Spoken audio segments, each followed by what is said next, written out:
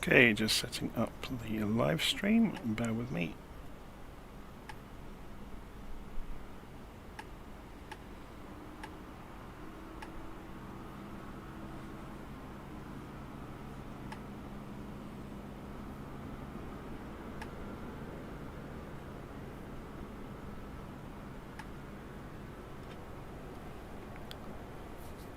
Okay, I'll give it a couple of minutes before we actually get going. So, if we go to the drone camera view and slow the drone camera down a bit, and we can have a look around the aeroplane while it's here on the ground at Stansted, which might be fun. There we go. Let's do this from eye level as we wander around then. There we go. So this is the newly updated BAe146 from Just Flight in Microsoft Flight Simulator. We're going to be flying today from London Stansted over to Dublin International.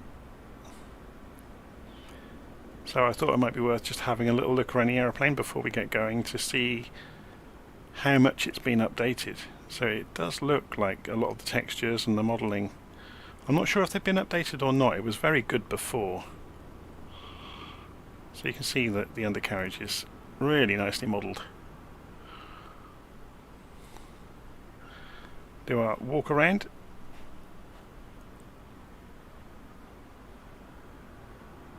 So if we leave the camera over here for a moment and go and jump into the cockpit, let's go into the tablet and open the door and put the stairs in place. So we'll just wait for this to happen. So we've got chocks in place. We've got boarding here, which is really cool. I'm not sure if it did that before. So that's interesting that it's flashing all these numbers up. Where's it getting the data from? So before we go any further, let's go into the OFP and pull that in. So that will obviously give us our loadout information from Simbrief. Anyway, before we get any further with doing that, we weren't going to dive straight into that, were we? So we'll go back outside. Now we have the door open and the stairs in place. And let's go and have a wander around the airplane while it's sat on the ground. So we'll come over to the stairs and climb up them. So you can see it steps over and shows you suddenly the more up-to-date version of the aeroplane. So you've got all the PA kit is here, and the music player for the passengers, for the background music. There's a working coffee pot. I think it just plays sounds, to be honest. But all the door furniture all works, so you can turn the handles and all the rest of it. And if we go and fly ourselves down the cabin, you've got all the seats here. I don't know what's on the back of the seats, I've not looked yet. Okay, they've all got screens. Be interesting to come in while we're in flight and have a nose around. So come back down to the rear of the cabin, and we've got the area where meal prep is done and where some of the service panels are for the various functions of the cabin crew. Shiny panels on the roof. I'll come back up to the cockpit, and obviously this is where all the hard work happens. It's a very 1980s cockpit, isn't it? There's not much in the way of glass screens around. There's a whole raft of breakers. Most of it's operational, by the way, so you can twiddle with knobs and flick switches until you've completely mangled the aeroplane. Obviously there's the primary flight instruments. And if we just have a little look around. Now, has this one got any Easter eggs hidden around it? I know sometimes developers put Easter eggs in. I don't think this one has anything hidden in any of the compartments. So obviously the main part of the update to the... Oh look, if we go too close to the panel we get the outside model. The main part of the update is the UNS-1 navigation computer. We'll come back to that in a few moments. Okay, so let's go back away from the drone camera. Let's put the drone camera back outside the aeroplane.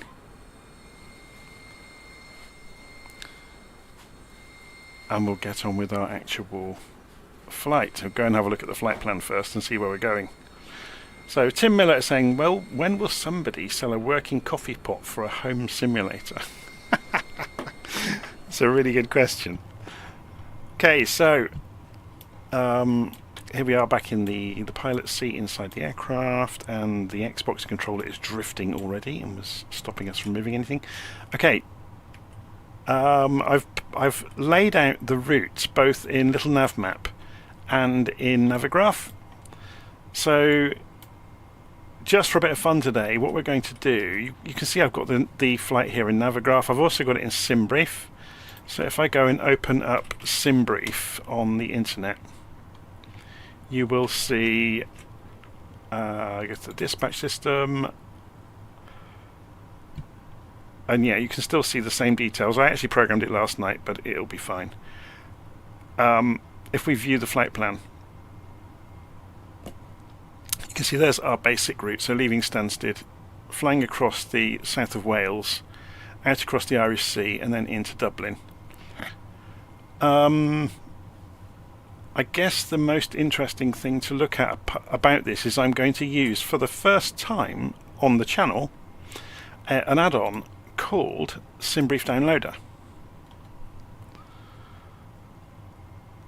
And what I've done, I've followed the instructions in the Just Flight 146 of where to put an external flight plan.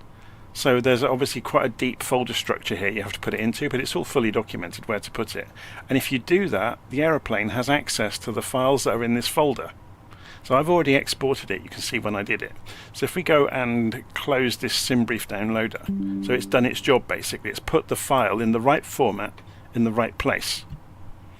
So if we minimize this out of the way, and we come over to the aeroplane, let's start working through getting the aeroplane ready.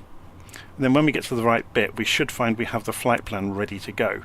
So, BAe146, what do we do first? Batteries go on. I'm just going to go and transfer the sound over, so I've got it come out of my headphones, so I can hear it.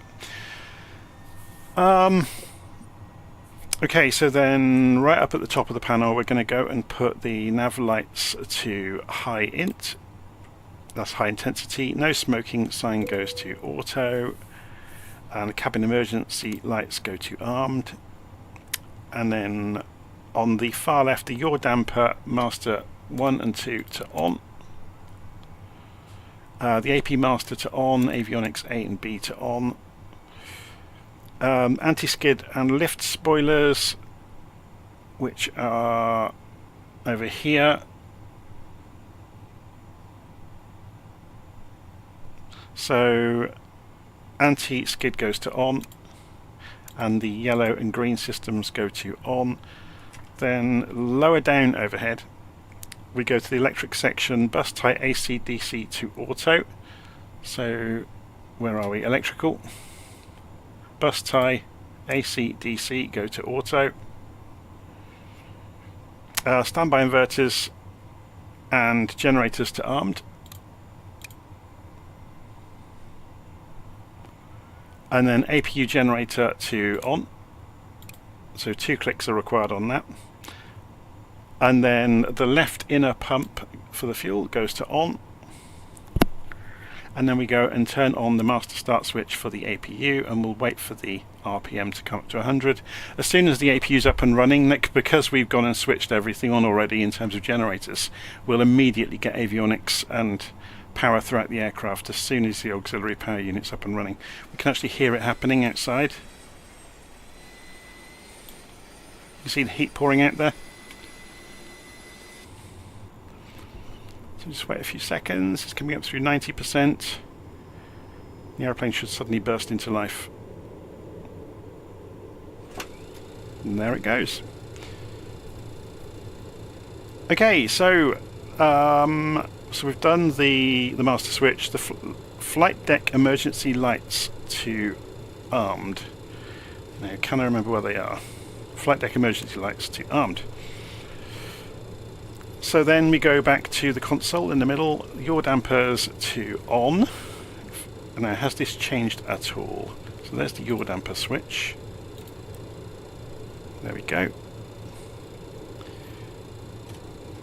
And if we scroll down, we've now got the left and right side panels of the cockpit. We don't need to go and turn on the oxygen for the pilot and the co-pilot, so we can just skid past the co-pilot over here and turn on the valve for the oxygen, which is all good.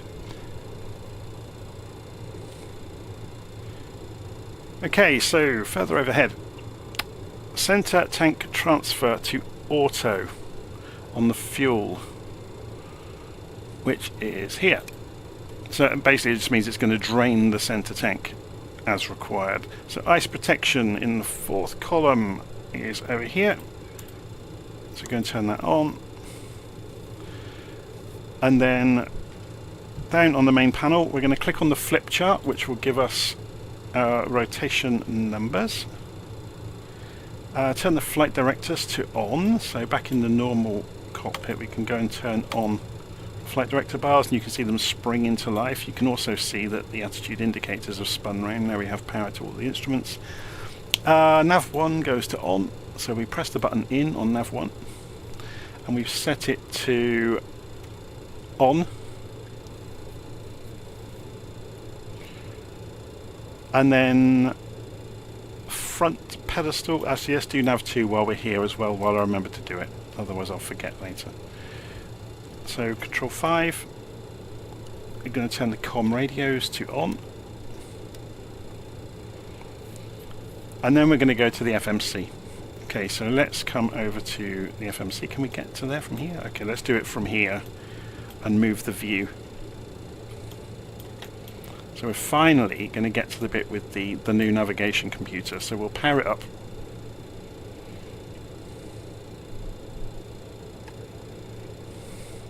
So we're waiting for it to do its checks. So it checks the databases, and it'll whiz through the last few checks, and it comes up with a status page showing you the AirRack expiry date. We just had an update yesterday, I think, for Navigraph, which I've installed into all of the aeroplanes. Okay, so that's accepted.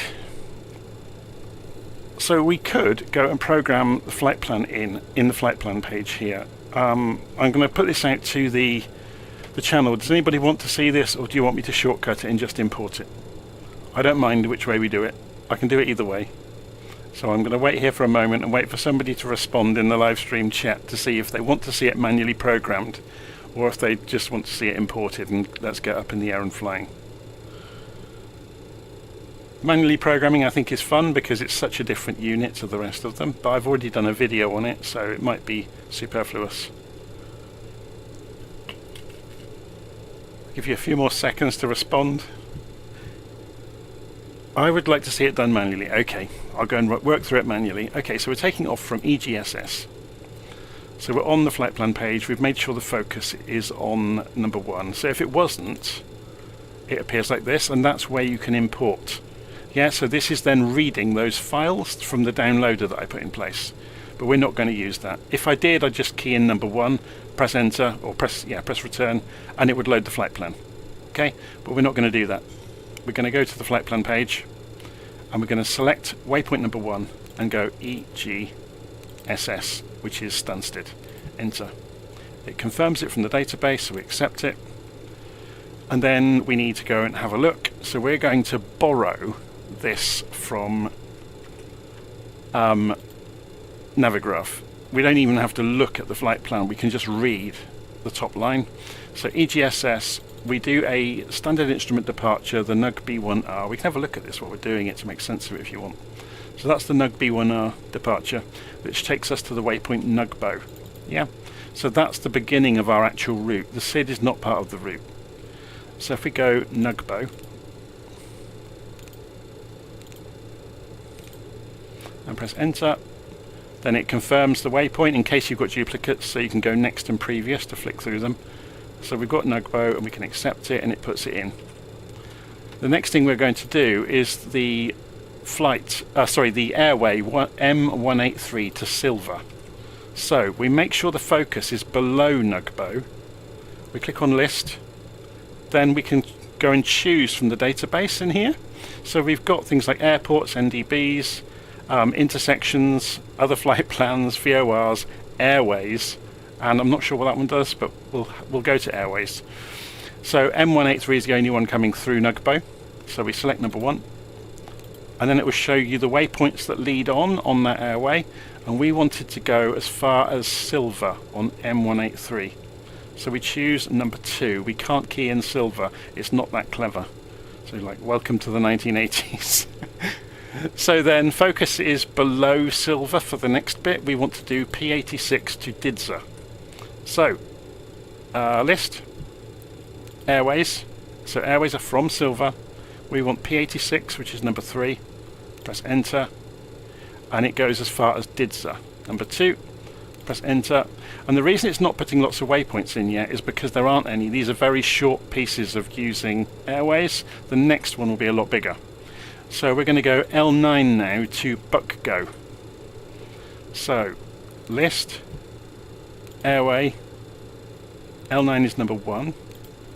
And we're going to be on here and as far as Buckgo, which is number 10. Okay, so if we say 10 and enter, you can now see we're on page 2 of 2 all of a sudden. We've got Buckgo. And then, actually, this isn't quite correct. We could have... Okay, let's see if we can correct this. So we only said to go as far as Buckgo. It's interesting that Navigraph has done that to us. We actually want to go as far as Nixie. So let's go and carry on with that. If we say list from Buckgo and go to airways, we'll carry on L9 as if so. We'll pretend we hadn't just done what we've done. Press enter. We want to go as far as Nixie, number 3. We can now see we're on page 4 of 4. If we go previous, we can see there's a whole string of waypoints. So that's all of these waypoints along L9. Yeah? As far as Nixie. And then we're on to M17 as far as Vatry. So we go next page. So we're on the next piece of the route. And we go airways. We want M17 out of Nixie. And we're going to Vatry, which is number 3. So that's our full route as far as the standard terminal arrival route. So if you look up here, we've got Vatry, then we've got the standard terminal arrival route. You can see it's a different colour on the chart, which takes us into Dublin. So all we need to do in here is put in Dublin itself, so EIDW, press enter, and it confirms, do we mean Dublin International? Yes, we do. And again, it's taken us over to the next page, so we can just say previous to see that. So how do we do this in the start? We press the menu button. While we're looking at the flight plan, we press the menu button. There's a little M in a box while you're looking at the flight plan. That means the menu has options in it that apply to the flight plan page. So if we press menu, we can go to the depart section, and we can say how we are leaving Stansted. So we're going to be leaving on runway 22. So that's option number 3. So we key in number 3, press enter. We're going to be doing the NUG, sorry, NUG B1R. Got a bit of a frog in my throat, so there we go. NUG B1R, press enter. We haven't got a transition, so we just go back to the flight plan. And then to put the start in place, we press menu again, go to the arrive section. We're going to be going to 28 left at Dublin, so entry number 4. We're going to be doing the, no I can't see it here, if we go next page, the Vatra 3L standard terminal arrival route, so that's number 10. Press enter. We're doing the ILS approach into 28 left, which is number 2. Press enter. And we're doing the PISSA transition, which is number 3. Press enter. So then when we look back in here now, there's all the waypoints for the SID look. So if we go and confirm those, looking back at the plan, if we zoom out, come back over to Stansted, look back in here, so we got D221, D169, and so on and so forth, and now they all are, look. If we go down to the other end of the plan, so page 7, you can see there's the last few on the approach into Dublin. So you've got Maxev, Lapmo, Pisa. So you've got Lapmo there, Maxev, and then the runway. So it all makes sense. Okay, so hopefully that's straightforward. I've turned the wind off, by the way. I'm just looking at the live stream. I've gone to Broken Cloud. There's a 40 knot potential crosswind at Dublin this afternoon, so I won't be using live weather. So we've done the basics. If we press, it's worth saying actually, if we press next again, we get a summary. So in between the pages of the flight plan, you get a summary screen, which is quite useful. You also get a nav screen, which shows you kind of your current data. I think the important thing to point out, and I pointed this out on the video the other day, this is looking at the heading-based information. We've got maneuver-based information as well. And the most important thing that's in this page is you can do holdings.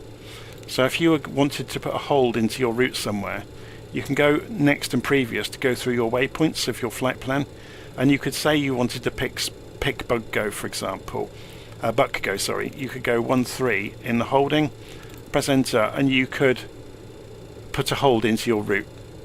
Yeah, we're not actually going to do that, but you can see that's how you would do it, and you can configure the parameters of the hold. So for example, you could change it from a right to a left hold, and the diagram will change appropriately. Okay, so I'm not going to do that today, so we're just going to go back out to our flight plan and hopefully fly it. Okay, so if we just put that back on the nav page for the moment, there is performance data in here as well, so you can play around with putting all the accurate information in to give the flight management computer a bit more information about your route. You've got the fuel page as well, so again you can fill that in super accurately if you want to. If you do mess up doing everything in here, you can go into the power button and you can, sorry, not the power button, if you go to the, cancel out that, if you come into the menu button, you can delete your flight plan and start all over again. Okay, so we're obviously not going to do that. We'll go to the flight, or the nav page even, which gives us a summary, and we'll just leave that alone now. So we've done the flight plan. Okay, where have we got to? I'm just looking at my other checklist. So we've done the FMC. So let's go and check. We've got both nav radios working. So master control panel, we're taking off runway 22, so we want the heading bug. It's almost right already. 222 degrees, isn't it, at Stansted? So if we just move the heading bug a little bit, that's looking good. And then we can set the initial course, although we're not going to be using radio navigation, we're going to be using GPS. So we need to make sure we flick the switch over to RNAV, which means this uses the GPS, not the radios to navigate. We don't need this. You do get a checklist on the clipboard here, and you can rotate the clipboard, which is quite cool, but we're not actually going to be using it at all, so I'll get rid of it. Okay, so we're going to go and get on with getting the aeroplane ready. So overhead, we're going to go and put the fasten seatbelt sign on, if I can remember where it is. So on the lower panel, where are we? Fasten seatbelts, there we go. Then back up overhead, we're going to go and put the beacon light on because we're getting ready to start the engines. So we can do the pushback at this point if we need to. Yes, we do need to today. Should we use the pushback controls in the aeroplane? So if we come back in here, go to aeroplane. Oh, it says, do we want to import the Simbrief payload? Yes, we will. Yeah, so it's doing all of that nice stuff for us. Can we speed that up?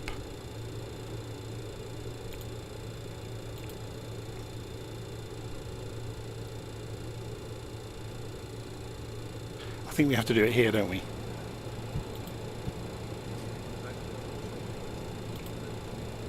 So do instant boarding.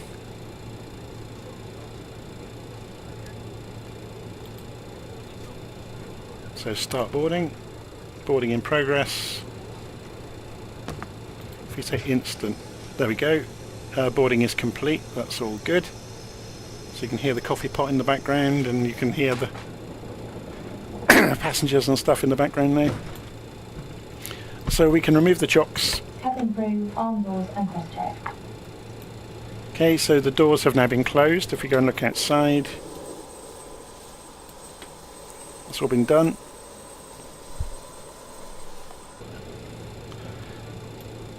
And we can ask for a pushback to happen. So if we go connect, and that will make the truck drive in. So we'll just wait for him to do that. So as far as I'm aware, someone's asking about VNav. As far as I'm aware, the BAe146 did not have VNav guidance. It's the data is in here for reference purposes only, as far as I'm aware. So I don't think the real thing ever had VNav. So it won't fly your, your vertical constraints for you.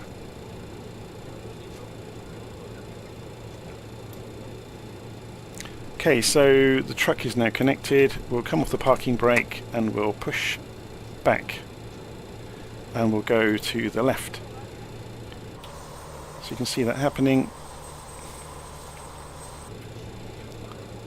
Obviously, in the real world, they'd be starting the engines at this point as well, so we're going to have a bit of a pregnant pause while we're sitting out on the flight line starting the engines up, because it takes us a bit longer. While we're doing the pushback, though, we can go and we've got beacon on, that's all good. We'll go and put the pumps on then, shall we? So, Control 7, put all the fuel pumps on.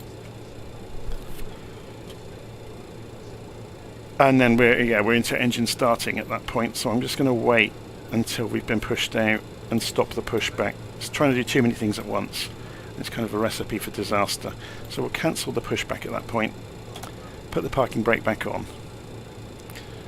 and we can come back out of here now.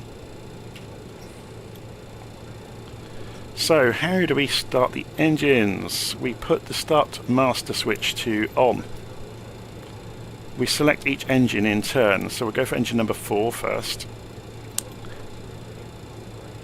And then we click the start button. And then when we look down here at the engines, you'll see N1 is increasing for engine number 4. So we wait for it to get to 10%, and it's already gone past that, so we can introduce fuel. So if we go and jump across and go introduce fuel.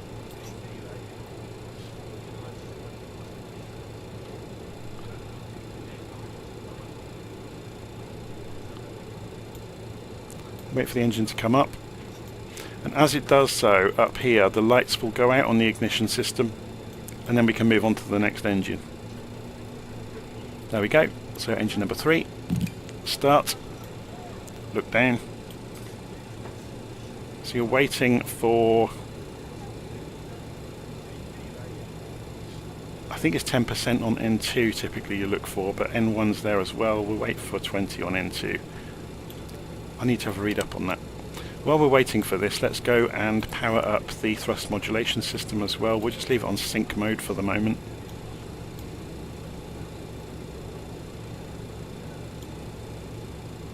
So waiting for the lights to go out on the ignition system. So we've so far got engine 4 and engine number 3 up and running.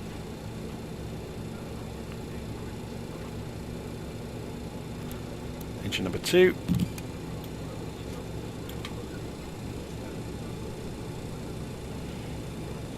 can see that's coming up now.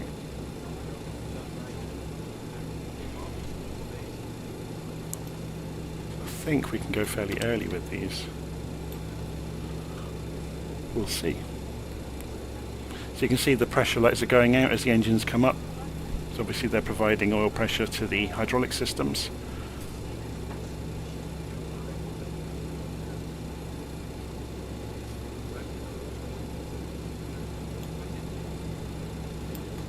Waiting for engine number 2. There we go. And then start engine number 1.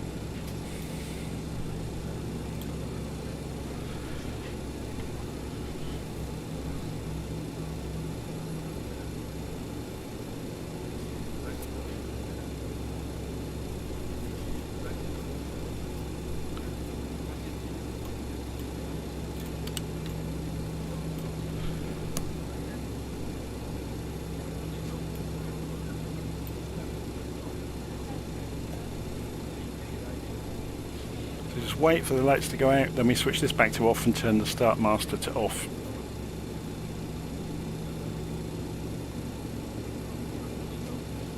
There we go. Oh. So that's that done. In the electric, in the second column, we turn generators number 1 and number 4 to on. On the packs on the far right, packs 1 and 2 go to on.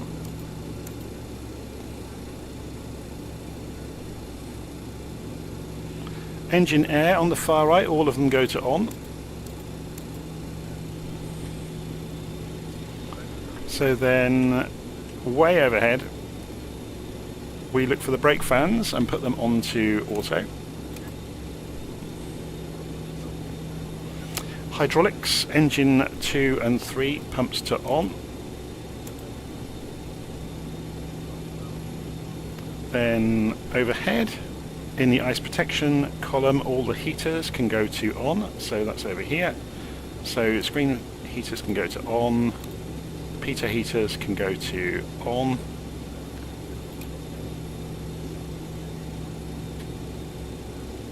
Interesting, why is that failing? I think that's fine for the moment, to be honest. Okay, so, and let's push that one to on. Oh, there we go.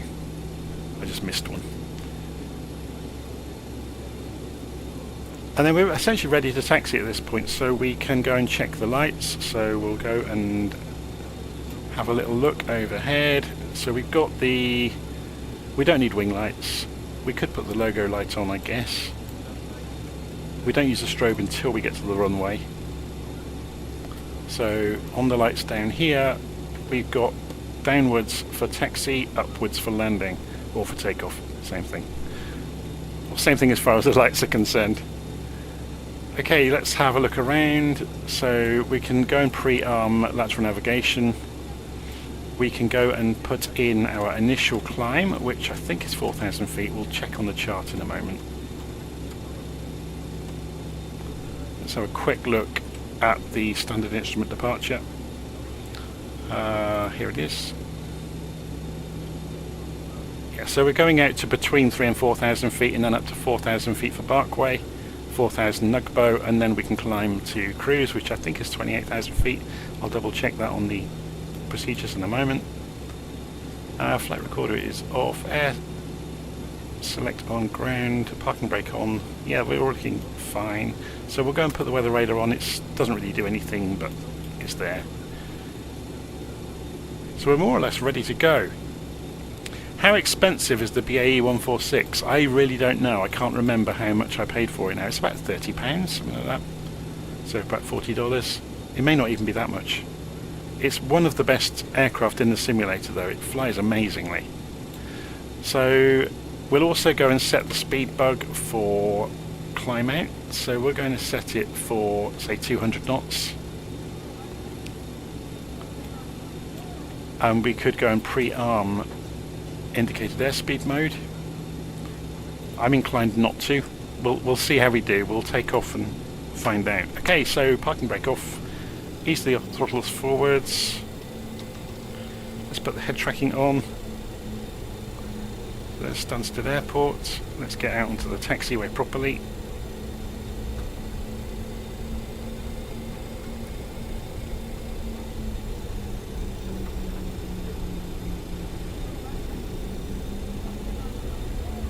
And let's calibrate the altimeter. I just realised I hadn't done that.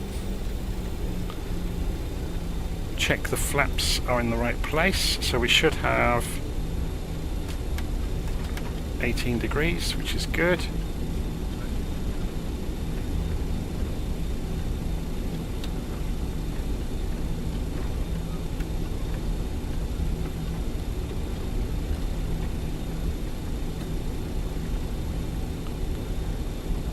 Roll out to runway 22 here at Stansted.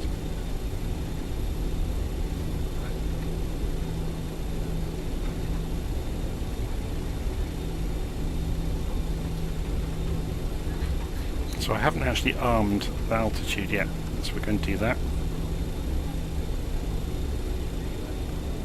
I'm just double thinking everything now.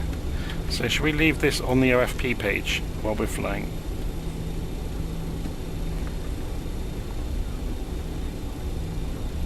Is it tricky to fly? No. It's absolutely predictable. Make sure there's nothing coming. co-pilot's head's in the way. Obviously we're not using ATC, so we have free rein really to do what we want.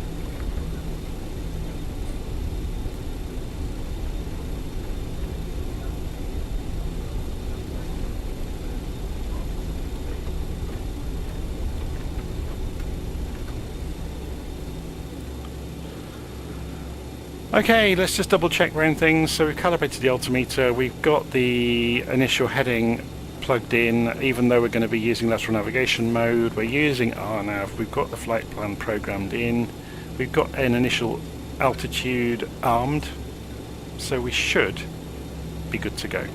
So we're going to ease the throttles forwards. We're going to go for takeoff mode on the thrust modulation system though, which will give us maximum thrust. So throttles all the way forwards. We're looking good.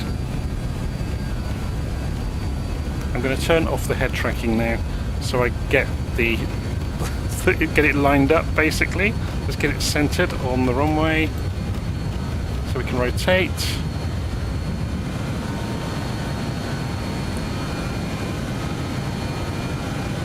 Gear up. Let's have a look at that side.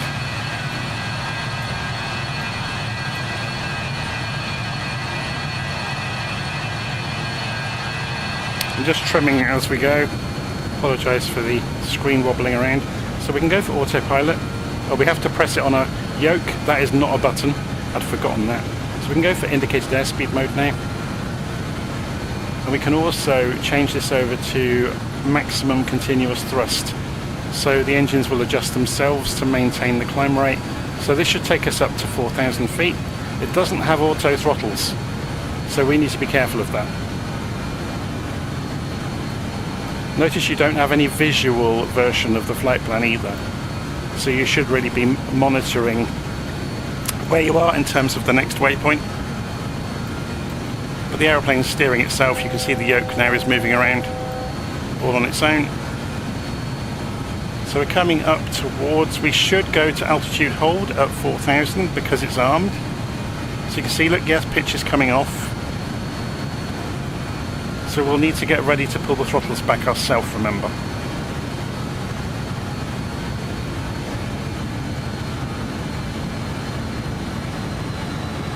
Remember, we don't want to go faster than 250 knots. Let's have a look at the flight plan. So we're following that first corner round to D169. Remember, we're not allowed to climb above 4,000 feet until we go through Nugbo. So it's gone to altitude hold mode automatically.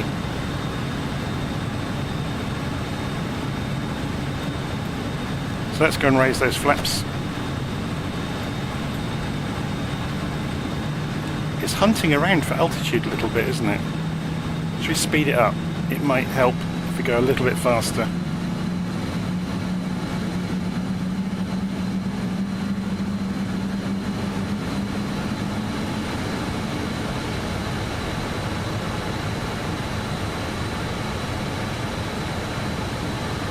Yeah, I'm just reading the live stream comments, somebody saying that this is their favourite aeroplane because there's always something to do.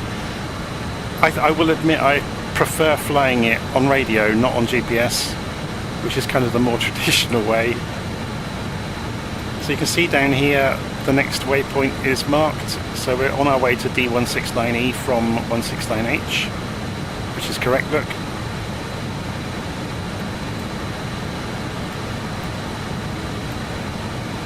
Should we have a look outside? Well, we've got a few minutes. Oh, we're going too fast. Like we said, always something to do. You have to look after it. So I'll put the spoilers out for a moment. It's got great spoilers on this aeroplane.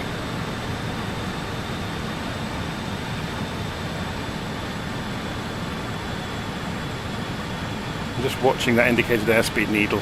So we'll pull the engines right back to 70%. In the middle of the cloud, jumping in and out of the cloud.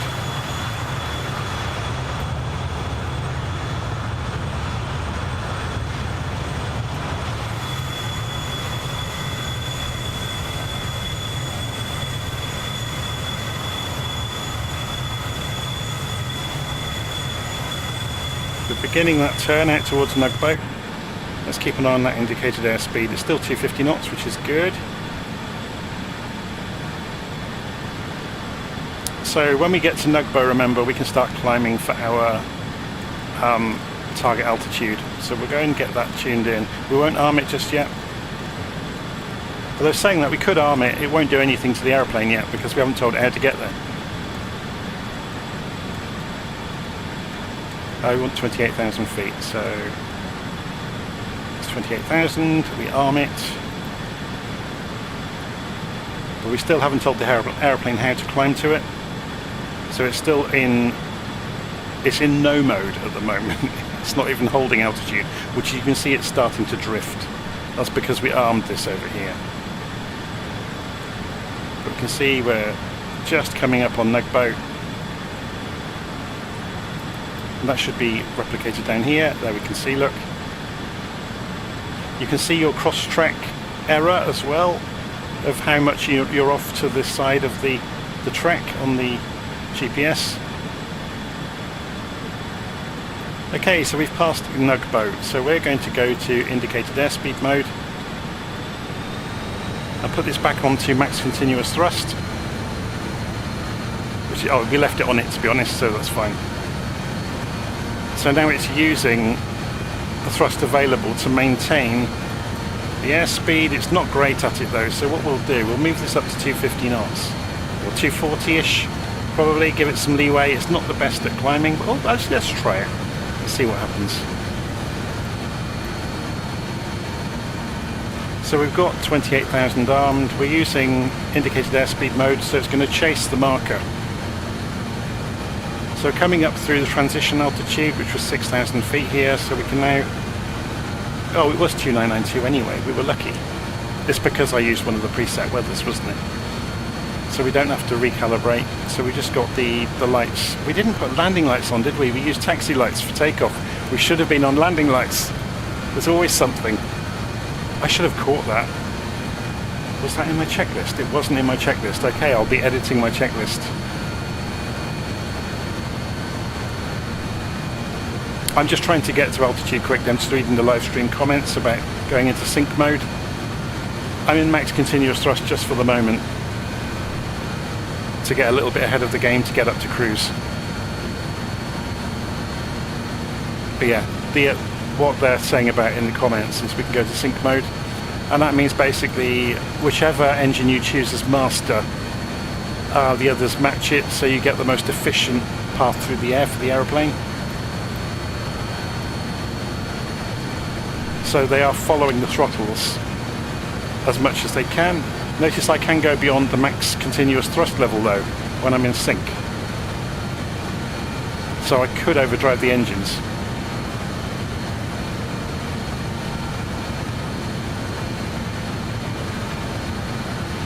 Coming up to 12,000 feet, so yeah, we've gone beyond 10,000 feet now, so the landing lights can come off. I can't believe I forgot to put the landing lights on the runway. We didn't put the strobes on either, did we? This is the big problem with having things missing off of the... That should have been on my checklist. Okay. I need to heavily update my checklist that I use.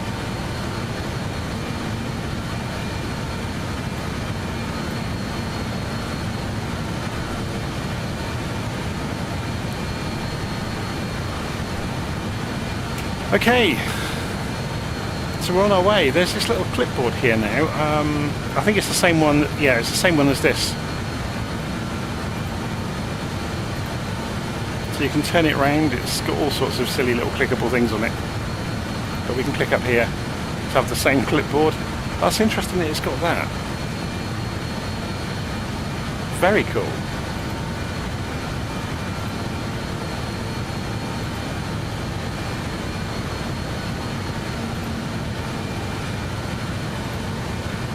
I've not seen this yet. This is new to me.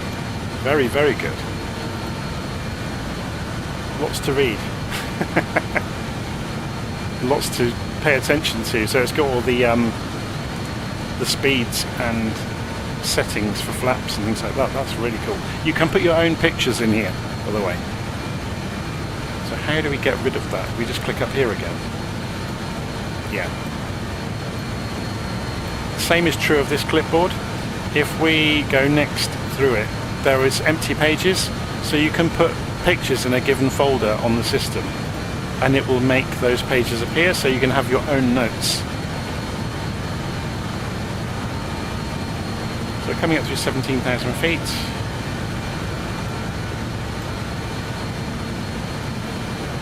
And let's see where we are on the plan. Coming out towards Silver, and then we fly across to Dublin. So I'll have enough time to go make a coffee in a moment, which should be good.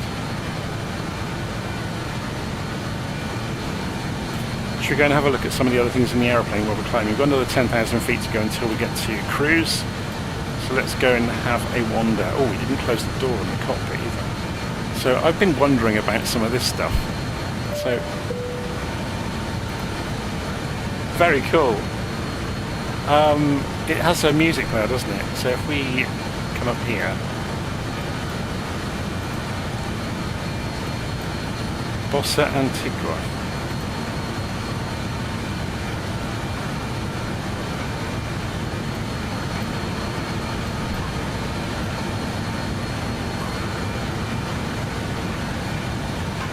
Can't really hear it with the engines blaring away.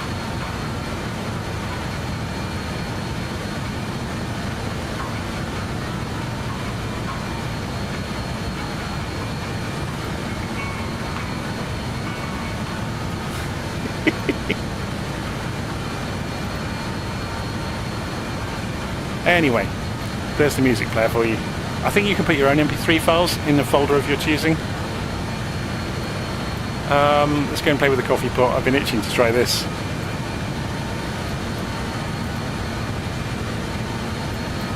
So we want brew. How does it work? Can you actually do anything with it? Is that a master switch somewhere that I'm not seeing? Maybe. Let's go and come up in the air. Oh, we can't get any higher up. So is that the master switch for it, do we think? Boiler.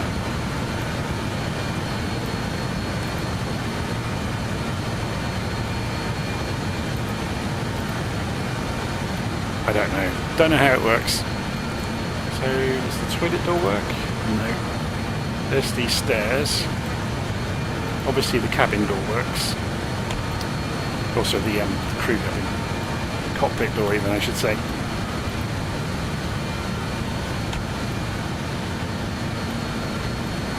Anyway, we go and jump back down into the pilot's seat. How are we doing? 21,000 feet. We're just making another turn. I imagine this is the turn out towards Didza. Yes, it is. So the airplane's just coming through some horrific cloud.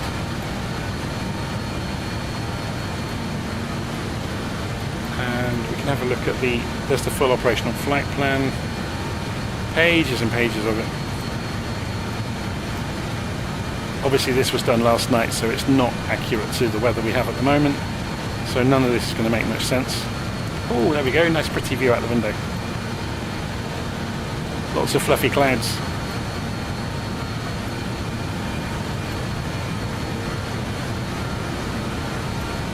So is there a galley power up here then? Be in the electric, won't it? Electrical. Galley. Ah, there we go. So should we try that again? We've got lots of time at the moment, so this is how we find these things out. Oh, we have lights. That's a good sign, isn't it? And we have lights on the coffee pot. Awesome. So turn it on.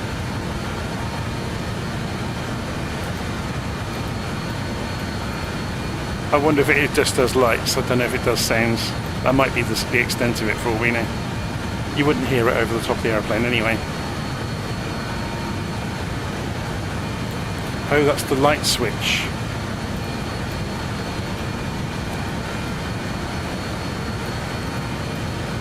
Yeah, that makes sense. Very cool. So does that mean these do something as well? No. Can we pull any ready meals out? Pack of 100 sandwiches or chocolate bars or something?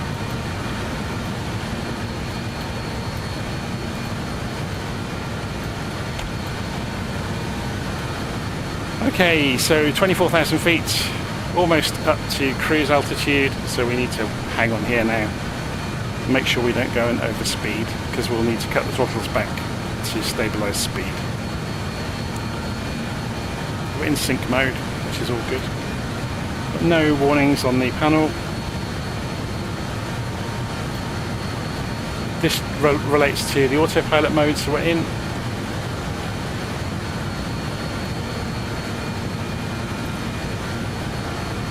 We'll have a little look at some of the data while we're up in cruise. So we've got 25,000 feet. So what does it actually give us?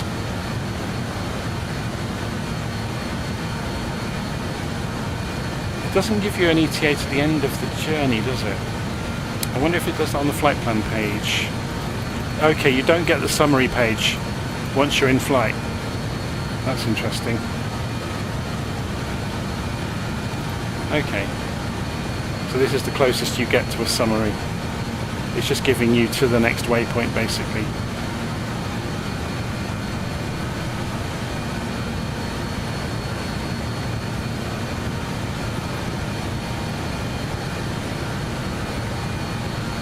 Interesting. Okay.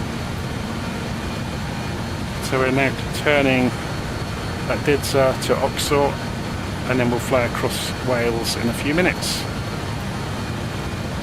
So we'll need to figure out top descent. Now there are some restrictions. If we go and have a look, to below flight level 230, 23,000 feet at battery. So that should guide us in really. So if we come in there at say 20,000 feet, drop down to Sorin at 7,000, and then this is 7,000 feet all the way around. The transition altitude, I think, is 5,000 for Dublin. Let's just check. Yep, it's correct. That is. So we leave our barometric pressure alone then as we do all of this. So 7,000 feet all the way around, and then we drop once we turn in towards Dublin. But that's above 3,000. So we don't need to get to 3,000 by then. So I imagine you'll be looking then at the approach chart. Excuse me. Yeah, you want 2,500 feet at Maxev, which is inside the feathers. So that's your real aim, is to get on speed and on the correct altitude for Maxev.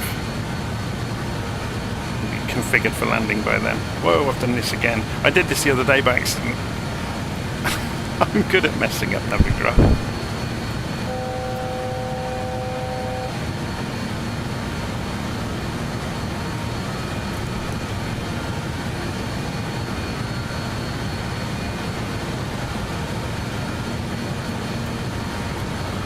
Should we go and have a look? That klaxon, by the way, was within 1,000 feet of our target altitude.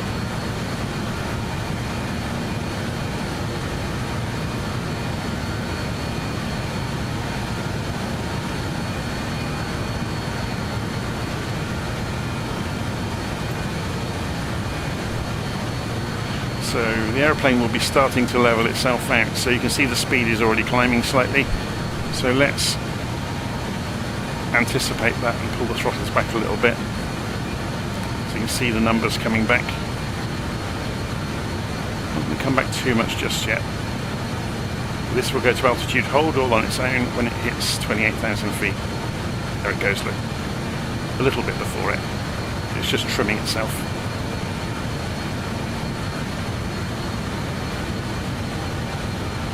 I think it's about 85% you typically want to look for to hold speed in the 146, I seem to remember off the top of my head. 86%, something like that.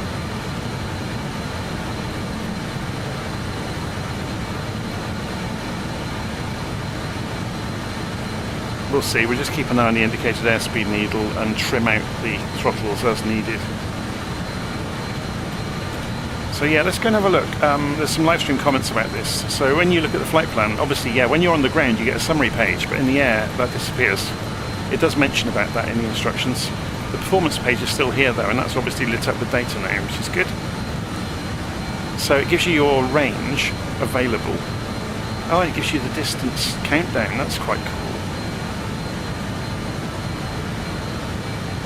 But I'm guessing, is that... I wonder if that's as the crow flies. I don't know. Fuel on board. I wonder what this means. That will mean fuel on board at the destination. So how much we'll have left? Potentially. I don't know. So that's our range we have now, and how much we'll have left when we get to Dublin. I'm guessing that's what that means. So that's distance left to go. Estimated time en route, another 30 minutes. Good.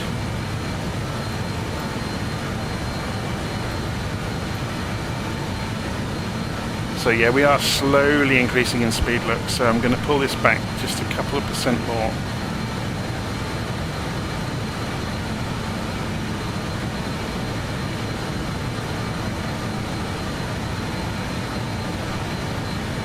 Maybe a little bit more just for luck, and so I'll get enough time to go make a cup of coffee quickly.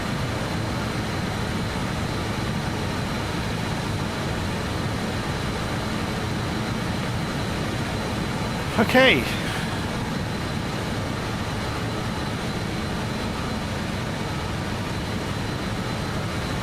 It's all looking rather good, isn't it? Crikey, what's that slam? Okay, I'm going to go make a coffee. Be back in a moment. So we'll leave the aeroplane chugging along on its own, and it will probably be overspeeding by the time I come back. Yeah, maybe I'll just edge those throttles back a little bit further before I go. There we go. Okay, I'll be back in a few minutes.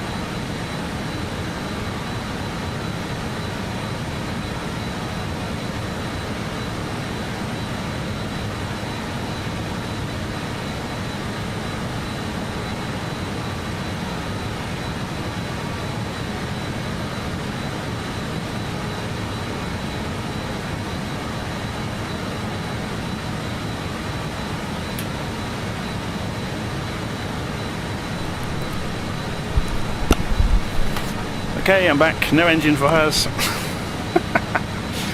The speed still is creeping up though, isn't it? I think I was right. It's about 83, 84% typically you can get away with.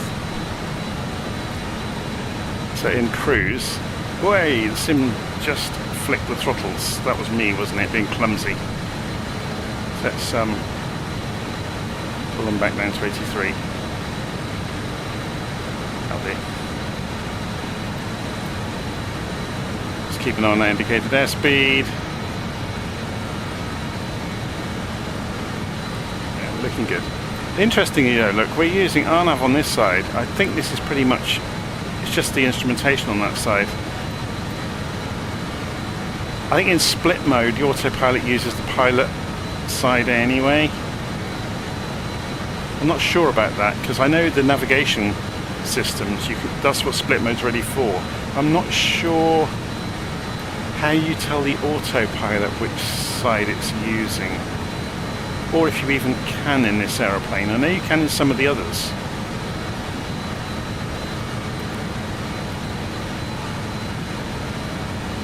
Yeah, that'd be an interesting one. I'll have to have a read about that.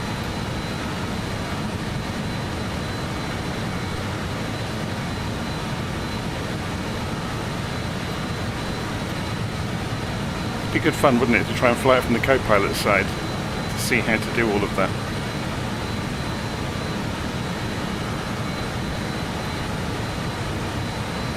Okay, so let's have a look at the route and figure out. So we're just across the Brecon Beacons by the look of it at the moment. Can we see that from outside? Oh, it's a bit cloudy down there. You can see little bits of them poking through. So out to that side would be Swansea, somewhere out there. We've got the Irish Sea out in the distance. We probably won't be able to see it yet.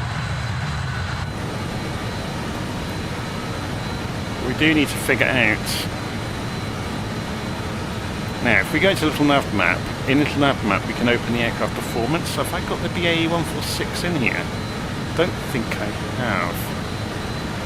Oh, I have. Got this exact model. So that will give me top of descent, but we need to ignore that because we need to be at 23,000 or below 23. So we'll ignore that. So this shows the limitations of LittleNavMap. It really doesn't understand in its performance calculations anything to do with that. So we'll begin descending probably halfway between Nixie and Lemgu to drop that kind of 5,000 or 6,000 feet to get below that guidance, and then we're dropping down to 7,000 feet between Vatry and Sorin. Okay, so at least we know whereabouts we're needing to think about descending. So in about another, how far? About 80 miles, taking into account the turn.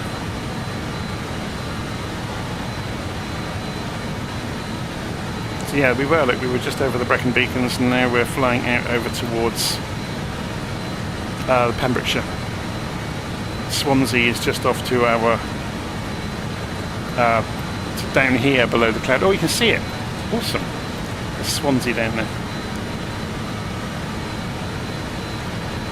So Chris Hall's saying the landing at Dublin will be tasty. No, it won't. I've put it on broken cloud. I've turned the live weather off because the live weather was not manageable today. It was, I think it was like 20 gusting 40 earlier this morning. So there's no way we can going to attempt that.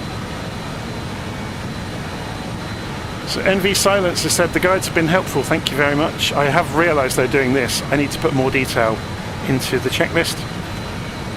So to cover things like the beacon lights and just, you know, the step-by-steps to make sure things are not missed. The landing lights.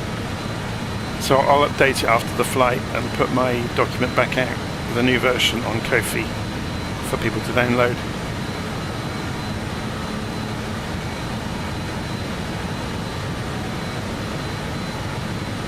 I don't think the weather radar works.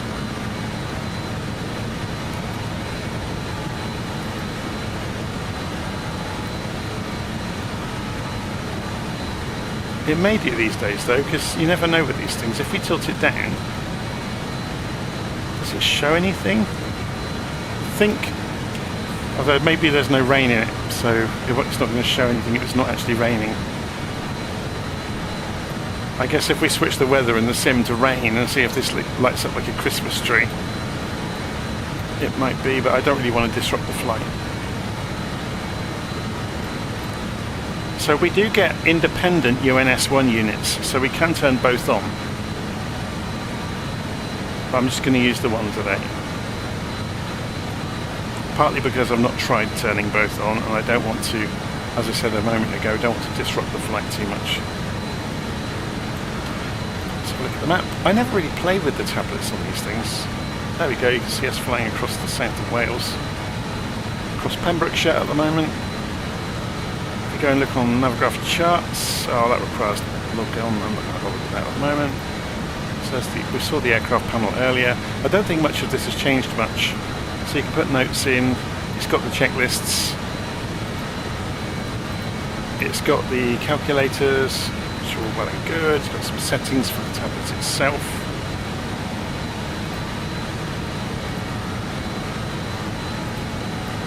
Yeah, it's pretty good, isn't it?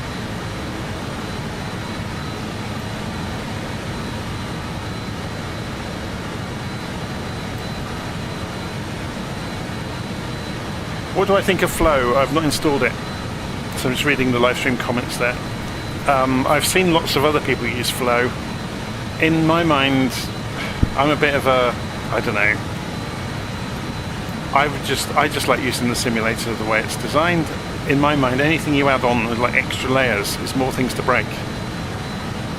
And Flow might be wonderful. I've not actually tried it, so I can't really say, but I usually stick to basics. It's like my hardware that I use with the simulator. People imagine, because I've got this YouTube channel that's got all these visitors all of a sudden, that I've got all this fantasy flight sim hardware. And somebody emailed me earlier today and said, well, do you mind asking if I ask what hardware you use when you're recording your videos and when you're flying around in flight sim? I've got an Airbus stick, an Airbus throttle, and a Tobii Eye Tracker, and that's it. That is the extent of my hardware. I've not got anything special, and in my mind, my dad is the opposite. He has got everything, and he's essentially got 3/4 of a 737 cockpit in his study at home. But there is so much to go wrong there. When it all works perfectly, it's amazing. But it's a bit like people who own Alfa Romeo cars, where there's always something wrong with them, but they live for that one afternoon in the summer when the car works. It's yeah, I get the same thing with flight simulator stuff. So you can have all these wonderful panels you can buy, and switch panels and dials and readouts, and you can have all that hardware all over your desk, and you can rebuild your desk to look like a cockpit. But I can't really see the point, because then you're trying to make everything look like your instruments instead of using the ones in the aeroplane that work and look like the ones in that aeroplane, not like the ones you've got, if that makes sense. So I think there's a lot of value for me in learning the particular aeroplanes and how the cockpits and the systems worked in those aeroplanes. So that is the fascination for me. Beyond that, yeah, it's a bit arguable, I guess.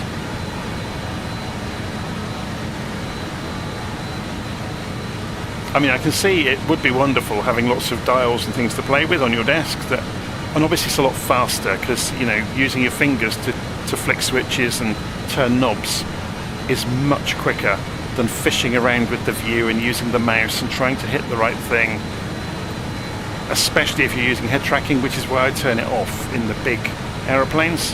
Head tracking is wonderful for sightseeing. It's terrible for flicking switches accurately. It works fine with DCS because DCS players tend to have full HOTAS setups, so they've got a stick and a throttle with like 30 switches on it, and they've learnt muscle memory of where those switches are. Whereas if you're flying an Airbus and a 737 and a BAe146 and a Cessna next week, and then I don't know what, a Piper, and then a helicopter, and then every single one is different, and the muscle memory doesn't work, and you can't really play that game so much.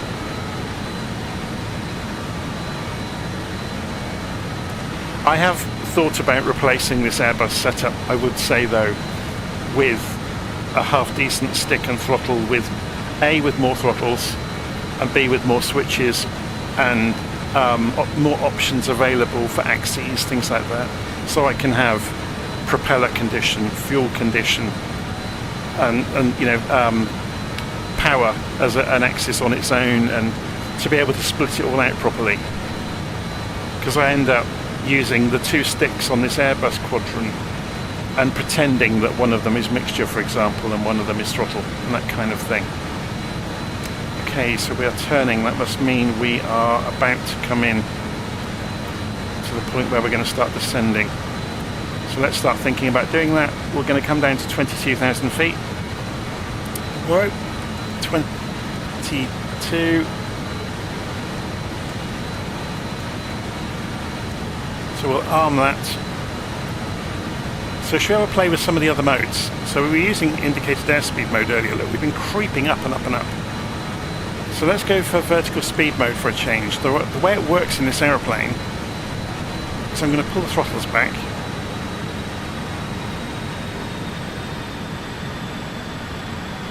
And we're going to push the forward trim. And you'll see the descent rate. So we'll get to like, say, 2,000 feet a minute maybe, or 1,500 feet a minute. So I'm just using trim to make that happen. Then you hit vertical speed and it will hold that descent rate for you. So that's 1,700 is about right actually. So when it gets to the target altitude, if it's armed, it will level us back out when it gets to 22,000. Okay. So we're coming down for 22,000 by the time we get to Vatry, hopefully. You can cheat if we've got LittleNavMap. You can go and open the profile view and you can see, we haven't got this programmed in, have we? We were at 28,000 feet.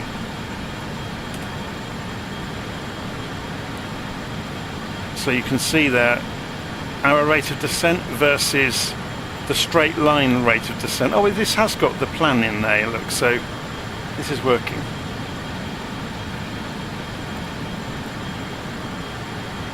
So you can see if you're coming down steeply enough. So you can kind of cheat using LittleNavMap with the profile.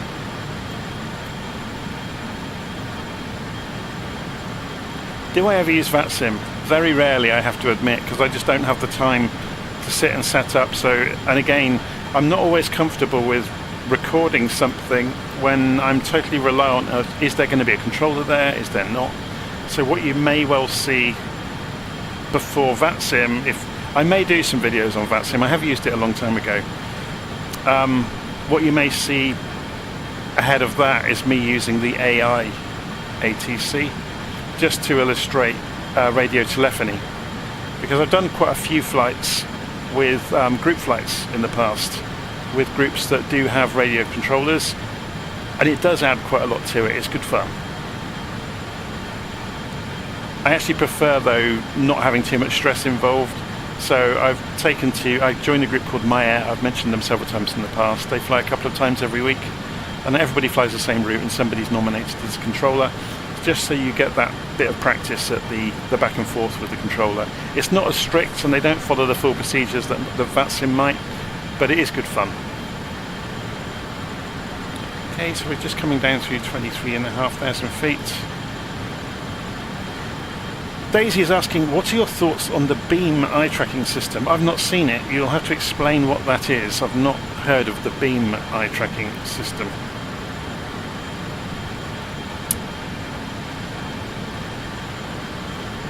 So, along the way, we are going to want to know what the QNH is at Dublin, aren't we? So, let's go and have a quick look. Weather at Dublin, QNH is 2909. Okay.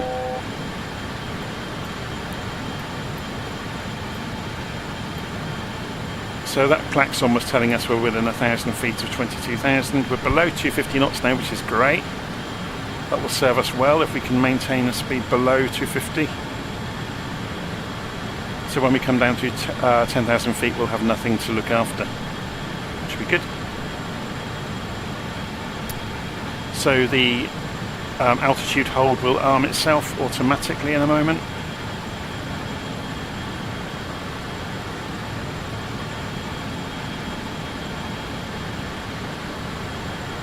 Anytime soon. There it goes.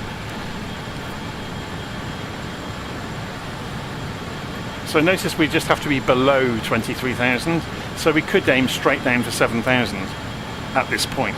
So we've got our initial descent. Oh, look at that. Look how small the click spot is on that dial.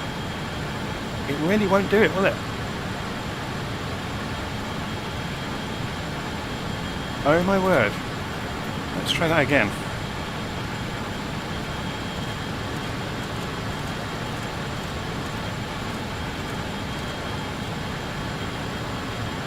So we want 7,000 feet, please, when you're going to let the mouse stay there. There we go. So we've lost quite a lot of airspeed, look, so we can just go to vertical speed again. In fact, we could do this on indicated airspeed mode and just make sure that this stays inside 250, so we'll give it a bit of leeway. Say we give it 230 knots.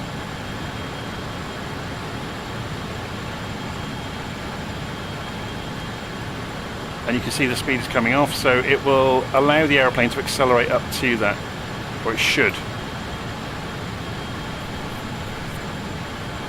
It's coming up very slowly though, isn't it?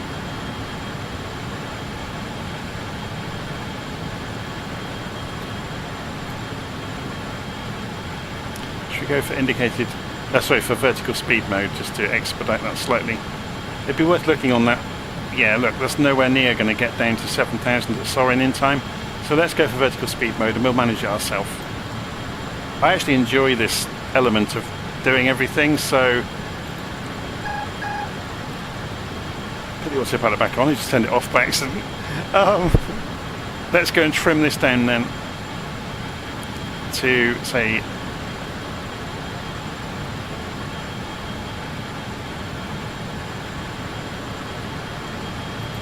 let's try that, 2,000 feet a minute.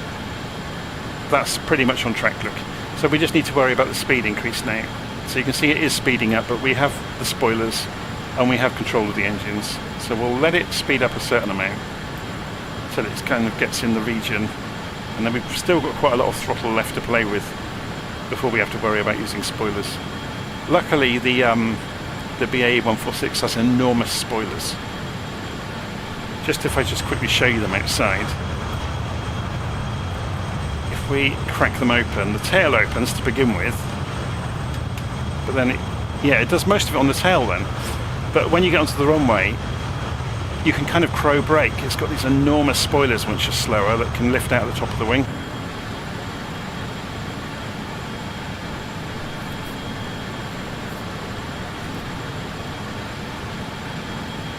Yeah, so just replying to Daisy's comment there, system uses a webcam and free software called OpenTrack, a program called BAe Eye Tracker. So yeah, I've got the Tobii Eye Tracker 5, and full disclosure, Tobii gave me it to do a promotional video showing it. So they wanted somebody to have a proper go with it with Flight Sim to see how well it worked and to show people. Obviously they knew how well it worked. But yeah, I'm kind of impressed with it, kind of not. It does drift. So you do end up having to reset it quite a lot. But once you get used to it and get used to the pattern of using it, it's actually quite good. So are we still on track for 7,000 at Soarin? Yes, we are. Very good. So we are speeding up though, so let's go and bring the speed back under control. So if we bring the engines right back to idle, will that stop us accelerating? Yes, look, we're slowing down. You can just see the needle retreating very slowly there on the indicated airspeed.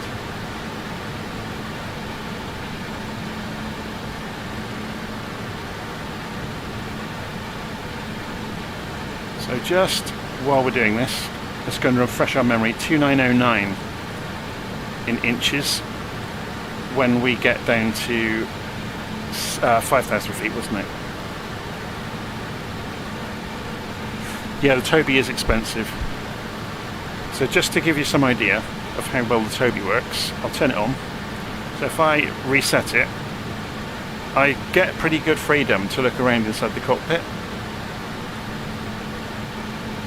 But there's a temptation, you have to get used to this with head tracking, to try and click on small things, and then a small amount of head movement means you're going to miss the switch with the mouse.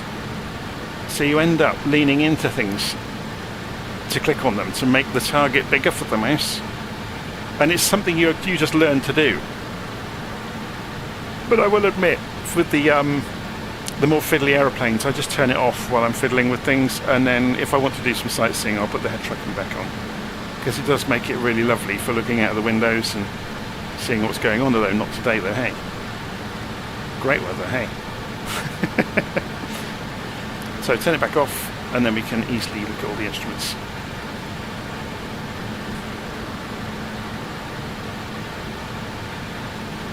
Track IR pretty much does the same thing though. It's, you know, it's measuring where your head is in response to in relation to the sensor. The huge advantage of using a Tobii is you don't have anything stuck on your head to do that. It's just looking at your face using the same technology that mobile phones do to superimpose cat whiskers onto your face or things like that.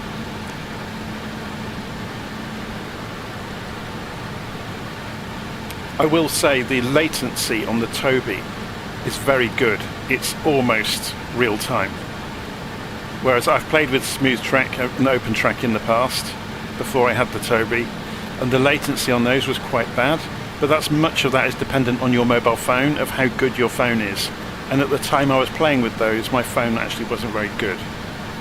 So it's very dependent with the systems that use a mobile phone, with how good your phone is. So we've got ice detected. So we're going to go overhead and we're going to go and turn on the anti-ice.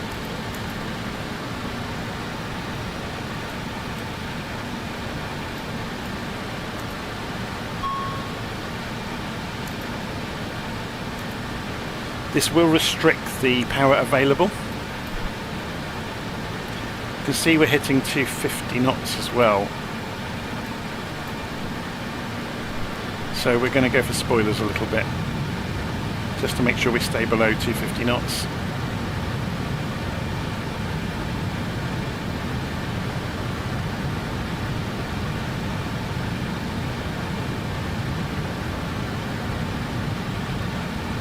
Okay, so if we have a look around, you can see the Irish Sea below us. Just about see the mainland through the gaps in the cloud. See over there. So I imagine we are approaching Sorin and we'll be turning right. So we're aiming to get to 7,000 feet for Sorin, which I think we're still on track for. Let's have a look at the mark. Yeah, we're going to do it just slightly ahead of time, which is good. Take the spoilers back off. Because obviously the air gets thicker as you descend anyway, so that will help you with a bit of aero braking.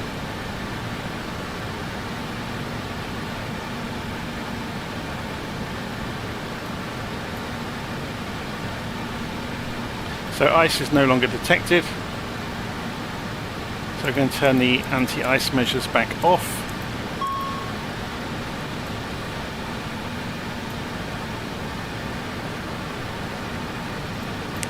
We might get it again in this cloud depending on the outside air temperature. So we're within 1,000, oh it's doing it within 900 feet, sorry. This aeroplane, the klaxon is within 900 feet of your target altitude. So we've gone a little bit fast, we've just crept over 250 knots, but that will bleed back off again as the nose comes up to stop the descent. So let's go and have a look now then at this chart. So have we got max 220 knots, so that's our target once we get to Sorin. So we will put the spoilers out.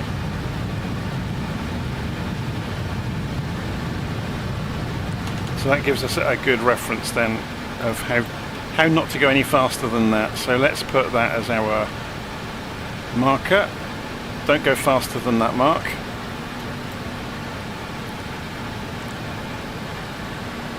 And start bringing the engines back up to maintain the speed we are at. So we're doing altitude hold now, and we'll be in altitude hold for a little while. Let's go and prepare the ILS as the aeroplane flies around this route. So we want the ILS set to 11135, 278 degrees. So 11135.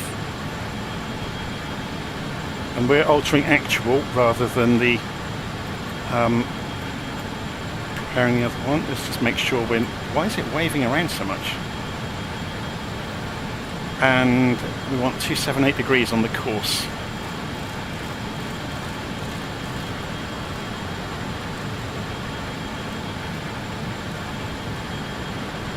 So when we get a bit closer, we'll switch back to nav mode. So, you know, when we make that final turn on the GPS towards Dublin Airport. It's wobbling around, isn't it? I don't like it when it does that. It's a fault in the simulator more than anything. It's chasing the altitude hold.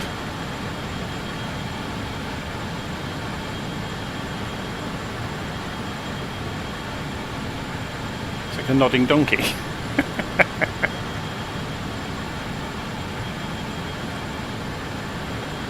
Okay, so we're just passing Sivna. So let's go back to the star chart. So 220 knots all the way around here at 7,000 feet. And then we come in for Pisa.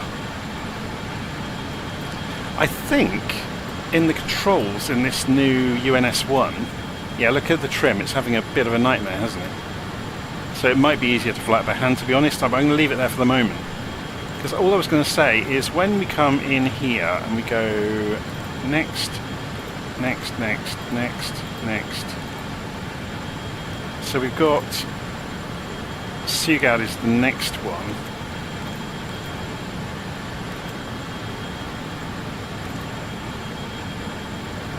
Where are we? Previous.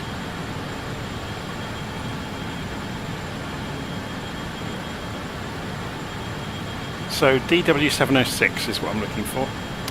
Next. Next. Yeah, so at this one, you get overflight options. That's interesting, but I don't know if it's been implemented or not. Because clicking on it doesn't do anything. So I think it would control in the real thing whether you cut the corner or whether you force the aeroplane to shoot over the top of it. But I'm guessing. I don't think it's been implemented. Okay, let's put it back on nav mode anyway.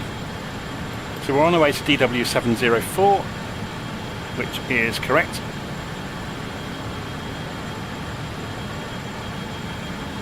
So we just passed Sugad.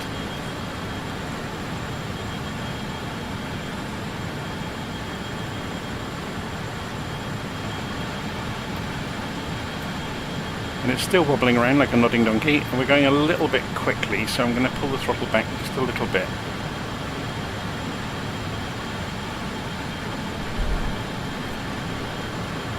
Yeah, that night the autopilot's having a bit of a nightmare there, isn't it?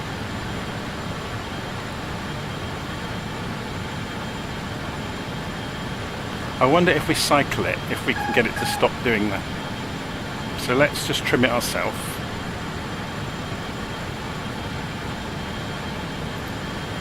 And re-engage it. It starts doing it again. Brilliant.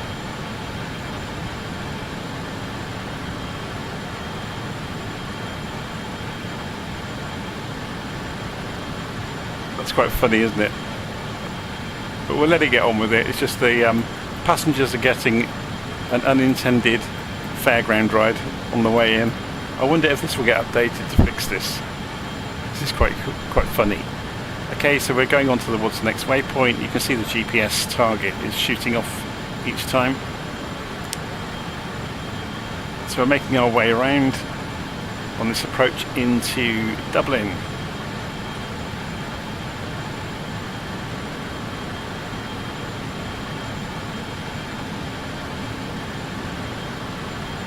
That's amusing, isn't it?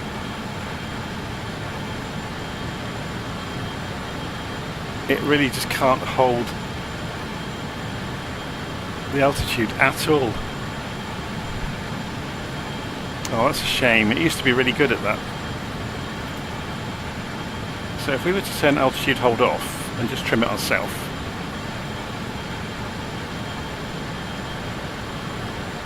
it's still trying to do it, but I'm just dabbing it a little bit to help it out. Trying to cancel out the oscillation. There we go. So it is going to, yeah, it's going to move away from 7,000 feet, but we're not going to worry too much about that. We'll manage it ourselves using trim.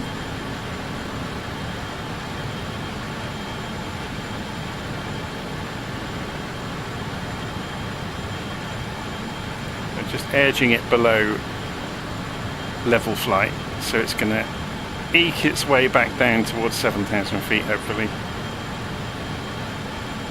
We've still got lateral navigation on.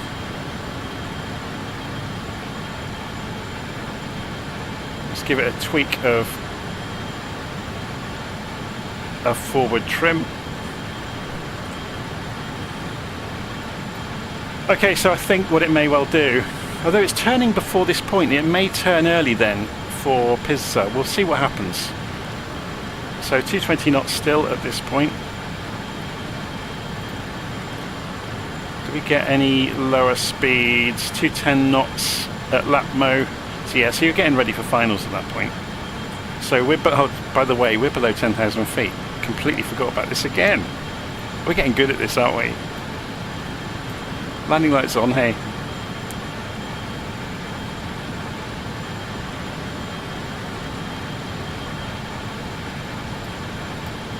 So you can see on this UNS-1,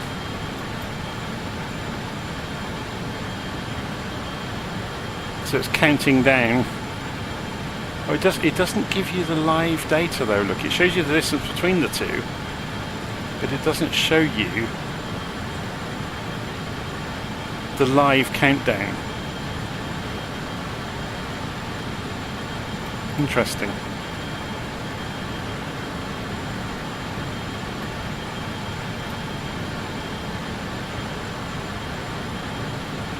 I'm just fascinated to see if it's going to cut the corner or not. It is. Brilliant. Very good. So we maintain. Let's have a quick look at this again. We want to come down to 3,000 feet now then.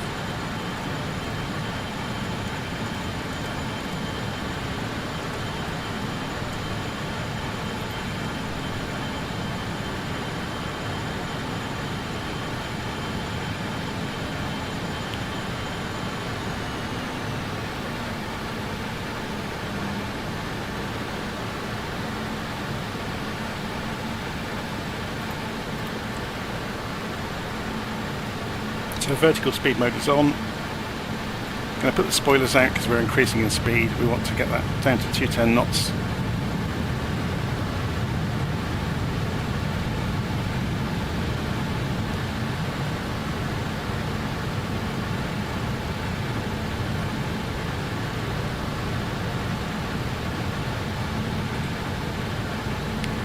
So it's above 3,000, so we don't have to get down to 3,000 immediately. We did say earlier, didn't we, it's MaxSev is the real target. And we want to be at what altitude at MaxSev? It says over here, doesn't it? 2,500 for MaxSev, 3,000 for LittleNavMap. Okay. So how are we looking on that from... We can cheat, can't we, and look on LittleNavMap. Zoom in over here. And if we increase the range on this vertically... Oops. This is always a bit of a nightmare to get this to display it how you want it. Yeah, we're coming down far too steeply to do that, so 4,000 already, look. So let's get the vertical speed back off and trim it back up.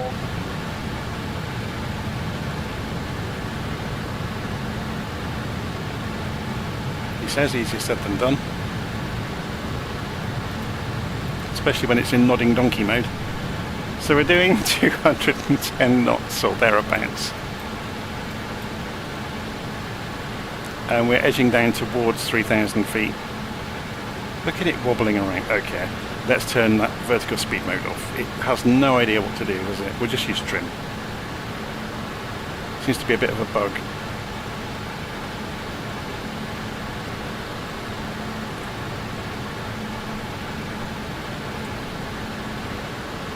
So the speed is coming off. First stage of flaps.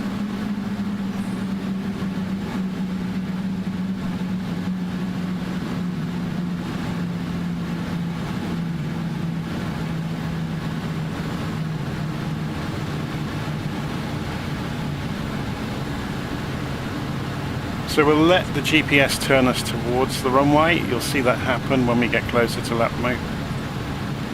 Obviously, we can look at this to see that happen, because it will switch over to going towards max sev when it makes the turn.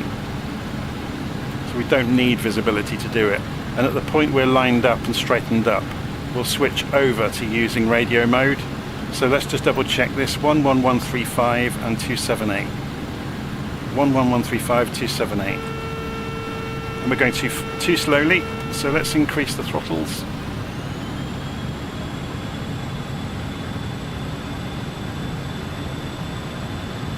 Just shows you, doesn't it, the workload increases.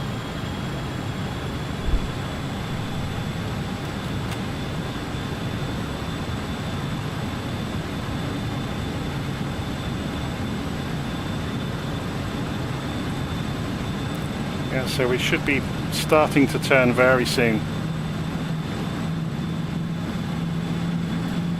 So I'm just going to get ready to take over and fly it by hand once we get out of that final corner.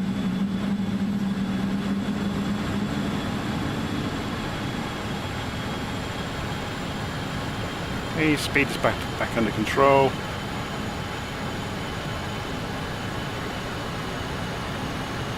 Look at it fishtailing around. It won't even hold altitude.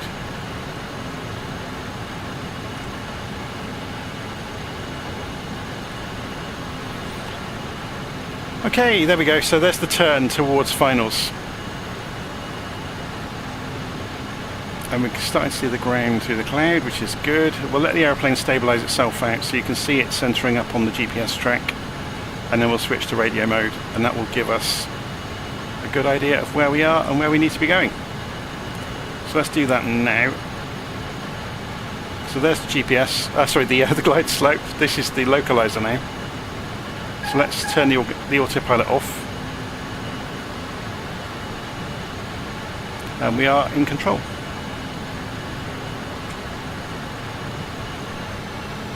Let's slow us right down. We're doing 200 and something knots again, which we don't need anymore.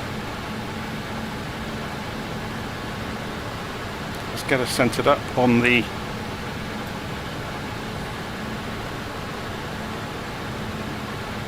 so start descending. Gear down.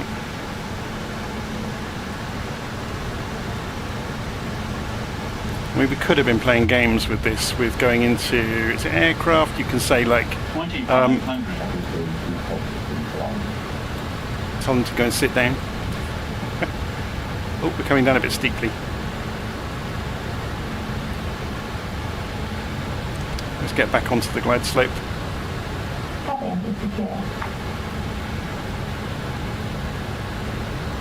There's the runway out in front of us. Pretty much on the glide slope and the localizer now, so it's just managing speed and aircraft configuration on the way in now. Slow us down a bit, going a bit fast.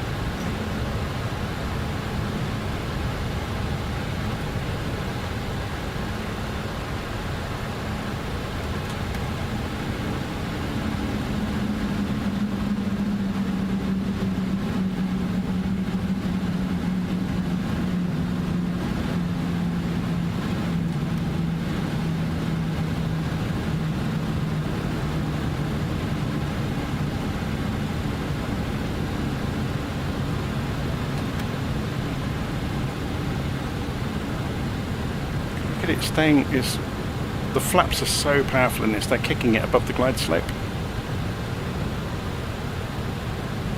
So I'm going to let it fall. Maybe put some spoilers out if I. Well, they're saying that it's I think half of this is my view is a bit screwed up. There we go. So let's do that.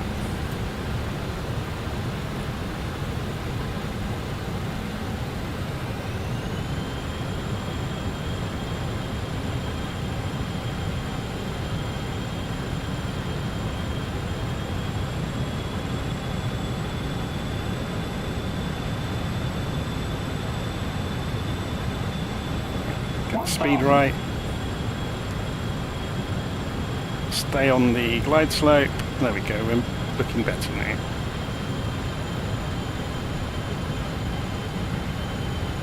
So long since I've flown this properly. I'm still having to remind myself what sort of throttle levels you need in which configurations.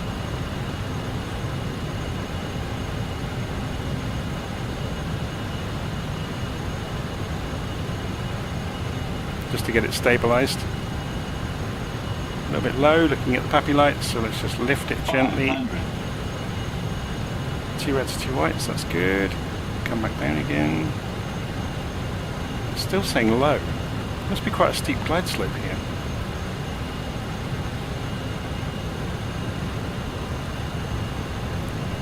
+100. So we're turning right when we come off the runway, must remember that. Minimums. Minimums.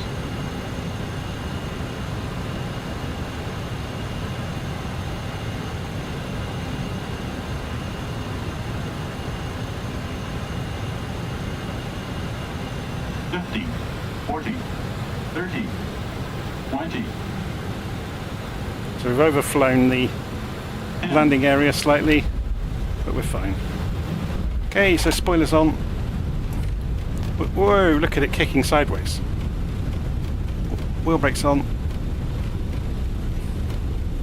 And we're not quite going to make that exit. Wheel brakes off. Spoilers can come back up. Flaps can come up. High speed exit to the right.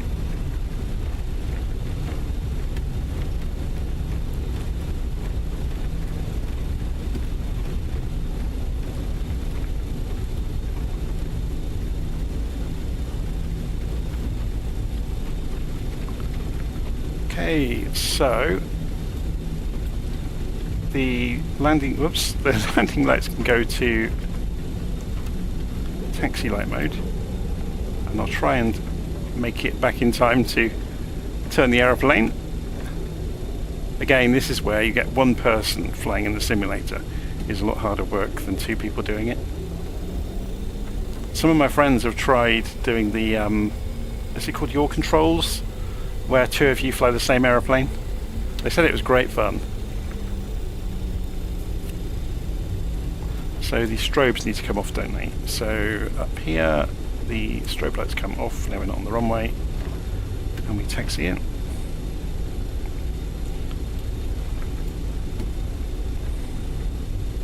Should we have a look at the outside?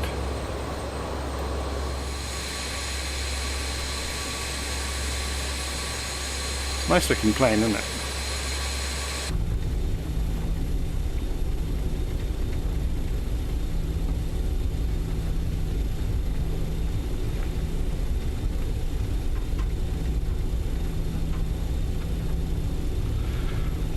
So I think the takeaway here is, I don't know whether that's a bug that's been introduced or it was just down to freak conditions, but the aeroplane was not able to hold altitude at lower altitudes without bobbing and weaving around. It was a bit of a shame, really. So let's put the head tracking on. Just wondering where we should be going to park. If we carry on, I think this is the main terminals over here, isn't it? Yeah, you can see the gates.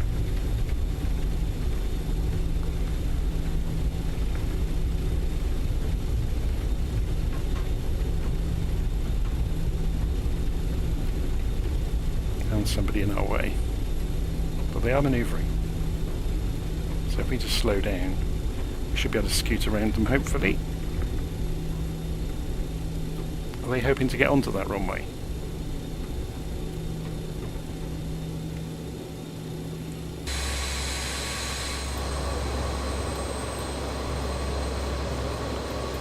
I think maybe they're lost and they're just looking at the charts.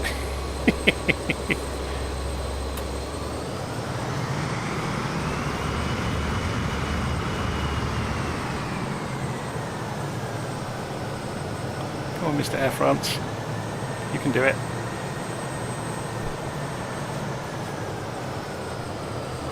If I try to sidestep him and turn left at the next taxiway, think you mind?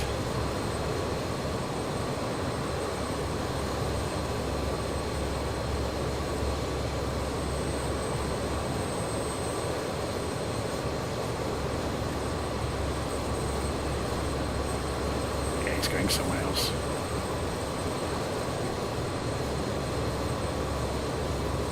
So if we go to the gates around the back, then nobody has been harmed.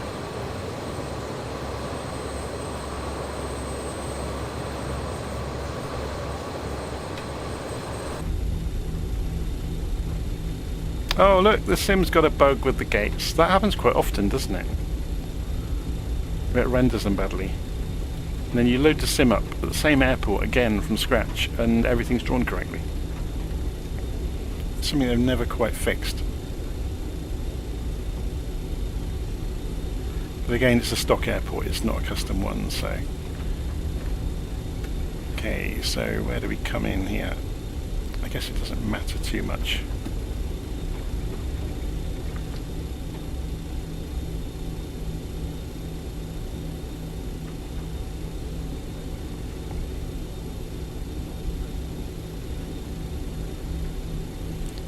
It's not really marked out properly, is it?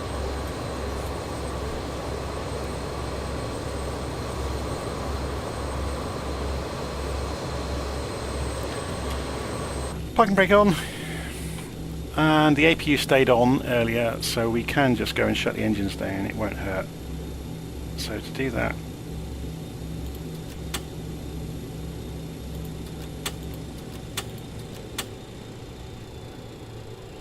and go overhead, go and turn some lights off. So we got the smoking sign, the beacon lights can come off, the nav lights can come off, the logo light can come off, and just trying to think what else. Obviously all of the various flight systems can come back off, so everything we turned on earlier goes back off slowly. Let's turn head tracking off for a moment.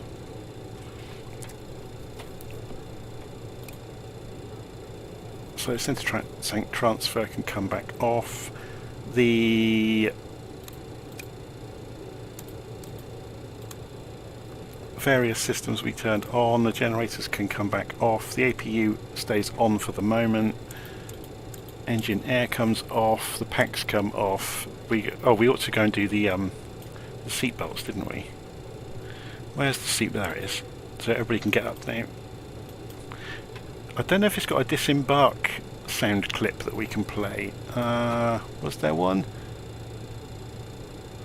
Release crew. What does that mean? The cabin crew have been released within their service, but please note that the seatbelt sign is still on. So actually, we go and play with the music player now we've stopped the aeroplane. So if we go and... I will leave the galley power on for the moment. turn those taxi lights off and disarm the emergency lights. We'll turn the ice, turn the ice, can we get to that? There we go. Turn the ice detection back off. Ice protection can come back off across the board. And I think that's pretty much... oh, the fuel pumps, obviously. We need the inner for the APU though, otherwise it will kill the APU. So we'll leave it on APU for the moment. Let's go and have a look.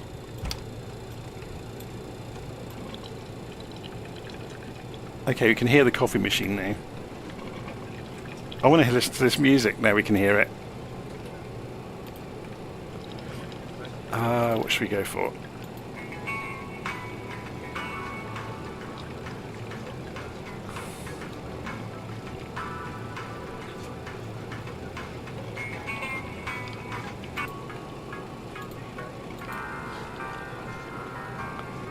I hope this is all copyright-free music, otherwise we're going to get a copyright strike.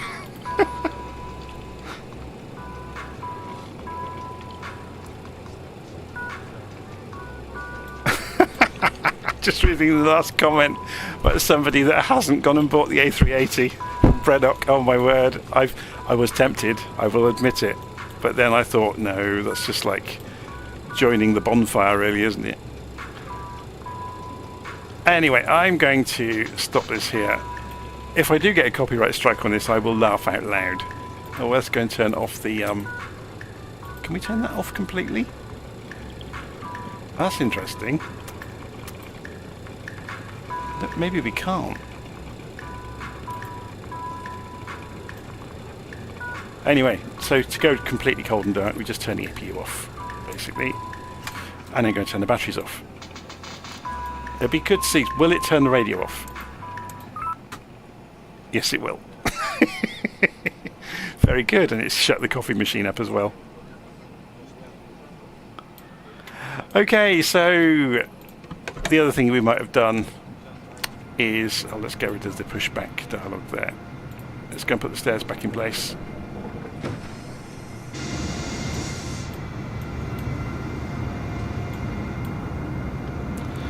So there you go, we've got to Dublin. And yeah, I promise not to go and buy the A380, I'll wait for the fly-by-wire one to come out. So hopefully you enjoyed that, that was good fun. It's the first time I've flown this in version 2. So there does appear to be a bit of a bug there at lower speeds with the altitude hold, where they're trimming incessantly, but we just switched the trim off and took over by hand and it was fine. But yeah, it's the new UNS-1 computer works really well. It just gives you more appreciation actually of how much information they didn't have. Even, you know, they had this, obviously it was an advance over doing everything by hand when you would have had a navigator in the aeroplane with you.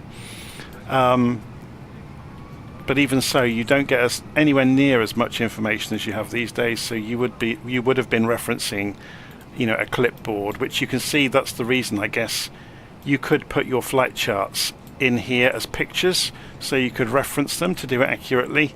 Obviously it's got procedural things, but you could have your detailed approach charts and things like that from Navigraph and drop them in as pieces of paper to practice, you know, and actually simulate the situation the real crew would have found themselves in. But again, there would have been 2 crew, not just the one person doing it. So the workload would have been a lot better. Anyway, I'm going to leave it there. Hopefully you enjoyed that, and I'll see you again soon.